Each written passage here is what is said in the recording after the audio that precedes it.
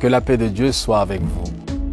Jeune fille, ce qui fait un mariage de rêve, c'est pas la robe de la mariée, c'est pas le faste de l'organisation, c'est pas la pompe de l'événement. Ce qui fait un mariage de rêve, c'est un bon choix. Et je te propose ces quelques conseils.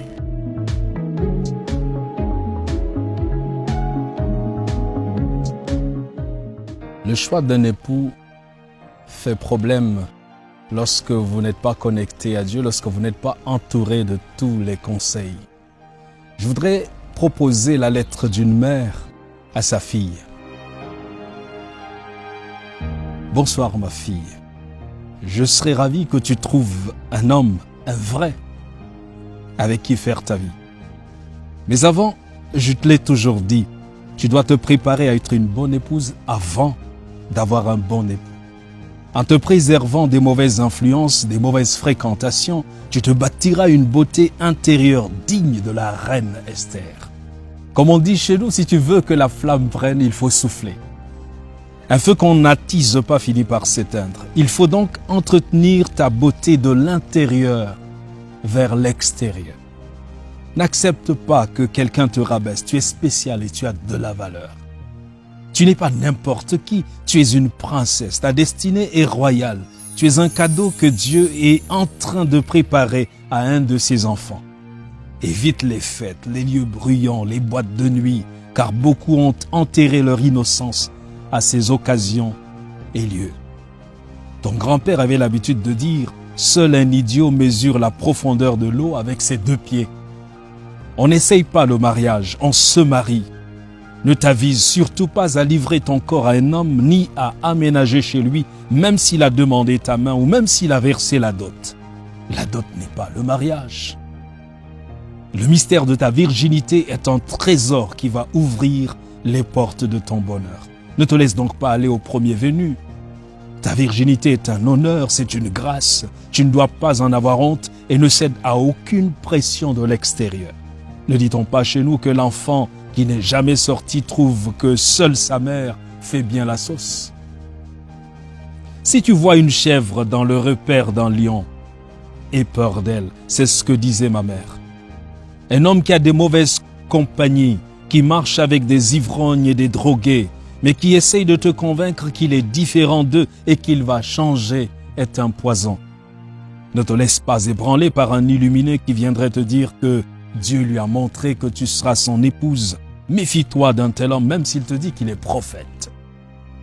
Ne sois pas porté par l'envie de rencontrer un homme très riche, un produit fini, car ce n'est pas la garantie d'un succès de ton mariage. Il faut accepter le lent travail du temps. On ne peut pas labourer, semer, récolter et manger le même jour, a-t-on l'habitude de dire au village.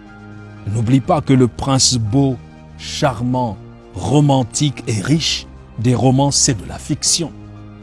Ne te laisse pas très vite emporter par l'enveloppe d'un homme. Il peut ne pas savoir s'habiller, mais toi, tu peux faire la différence dans son style et ses choix vestimentaires.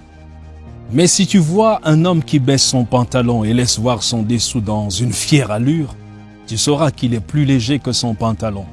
Si tu te mets avec un tel homme, il ne pourra jamais te porter ni supporter. Si un homme est oisif ou adonné aux jeux de hasard, aux boissons et aux mensonges, il va rendre ta vie malheureuse.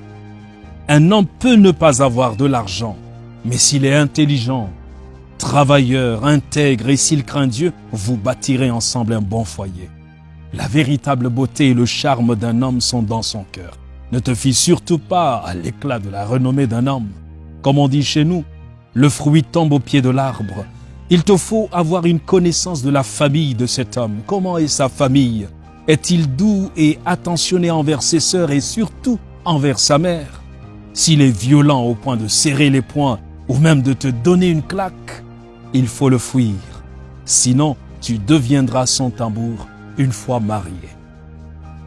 Dans ton foyer, ne cherche jamais à marcher sur ton homme. Un couple, ça doit être complémentaire. Parfois, il faut faire croire à ton homme que c'est lui le chef afin qu'il garde confiance en lui.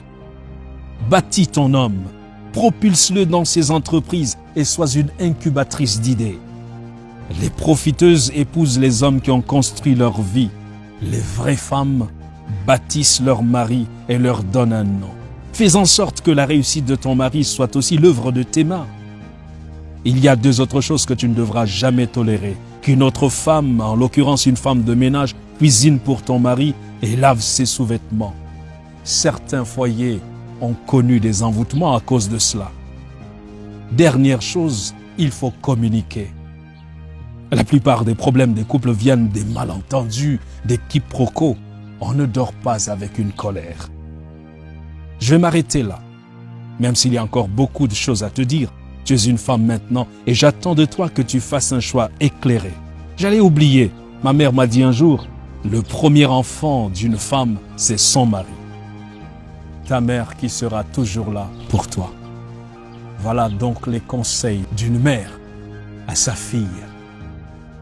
La parole de Dieu dit dans Proverbe au chapitre 19, le verset 22, « Ce qui fait le charme d'un homme, c'est sa bonté. Et mieux vaut un pauvre qu'un menteur. » Puisse Dieu t'éclairer dans le choix de ton époux pour faire un mariage heureux, un mariage réussi, auquel il faut inviter, comme dans Jean chapitre 2, le verset 2, Jésus-Christ dans votre foyer. Et quand le vent du bonheur viendra à manquer, il fera le miracle. Que Dieu te bénisse.